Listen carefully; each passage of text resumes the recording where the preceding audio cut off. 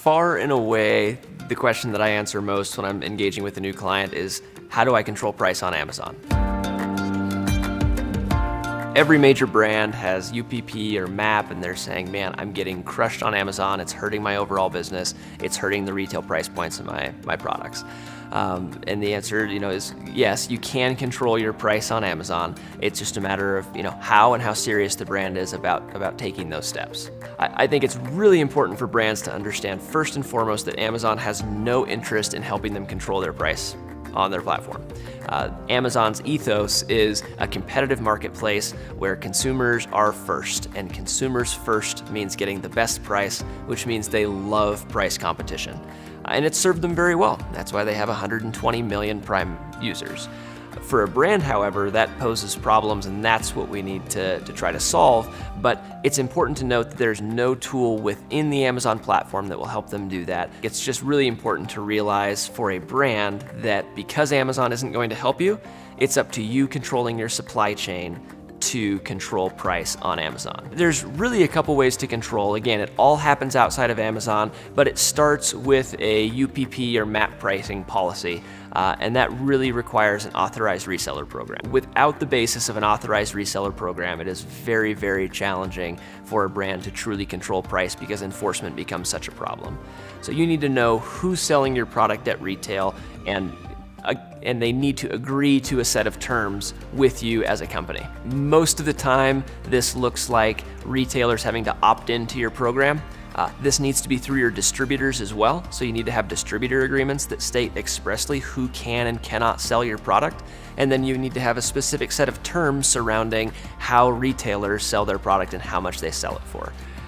We always suggest getting a lawyer involved in that process to make sure there's no antitrust issues. It's not something that we particularly advise on in detail because of those issues, but it is something that is widely accepted in the marketplace right now, and there's a lot of really, really good firms that we work with to help brands get through that process.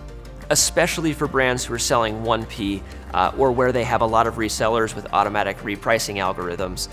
These repricing algorithms don't just look at Amazon all the time. They're looking at any website throughout anywhere to try to find the lowest price. So controlling that, not just on Amazon, but everywhere in the marketplace, is essential to good price control on Amazon. In fact, it's table stakes for good price control on Amazon to control your supply chain throughout the entire market. It's essential after you have the UPP or a MAP policy in place, after you have an authorized reseller program, you have to track your resellers and start to think about enforcing the policy.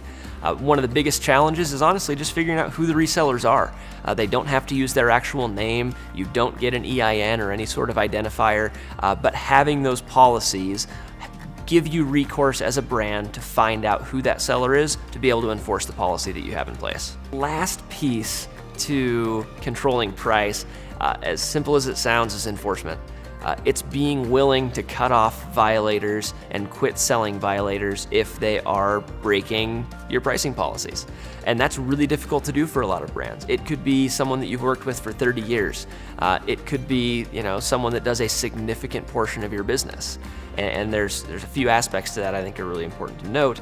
Is remember, if a huge portion of their business is Amazon, that business does not go away, it just goes to a new seller. The gross volume through Amazon only changes if pricing changes or content changes. The seller has almost no impact on the volume that is sold through the Amazon platform.